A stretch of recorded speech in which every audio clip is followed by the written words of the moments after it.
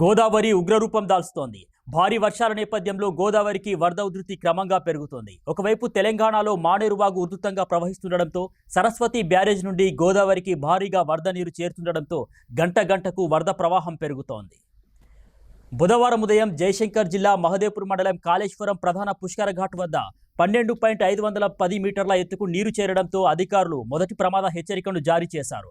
కాళేశ్వరం వద్ద 13.460 మీటర్లకు నీటి మట్టం చేరితే డేంజర్ పొజిషన్ అయితే సాయంత్రానికి డేంజర్ పొజిషన్కు చేరే అవకాశం ఉందని దీంతో అధికారులు అప్రమత్తమవుతున్నారు. ప్రజల్ని కూడా అలర్ట్ చేస్తున్నారు.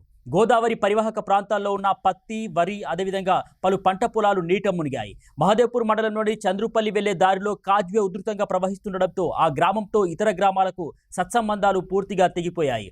మేడిగడ్డ లక్ష్మీ బ్యారేజ్కు 9,02,550 ఇన్ఫ్లో చేరుతుండటంతో 85 గేట్లు ఎత్తి అంతే స్థాయిలో అవుట్ఫ్లో పంపిస్తున్నారు అధికారులు. ఇక ఇదిలా ఉంటే కాళేశ్వరం వద్ద గోదావరి వరద ఉధృతిని జయశంకర్ జిల్లా కలెక్టర్ రాహుల్ శర్మ, ఎస్పీ కిరణ్ ఖారే, అటవీ శాఖ అధికారి నవీన్ రెడ్డి, సబ్ కలెక్టర్ మయాంక్ సింగ్తో కలిసి పరిశీలించారు. గోదావరి నీటి మట్టం గంట గంటకు పెరుగుతున్న నేపథ్యంలో జిల్లా కలెక్టర్ స్వయంగా పరిస్థితిని సమీక్షించారు. అవాంఛనీయ ఘటనలు జరగకుండా జాగ్రత్తలు తీసుకోవాలని, అత్యవసరమైతే అత్యవసర సహాయక చర్యలు చేపట్టి ఎప్పటికప్పుడు అప్రమత్తంగా ఉండాలని అధికారులకు అలర్ట్ చేశారు. 13 అవర్స్ వరకు పెరిగే ఛాన్సెస్ అనేది పెరిగింది సార్. అవర్లీ 4 సెంటీమీటర్ 5 సెంటీమీటర్ పెరుగుతుంది సార్. ఎక్కువ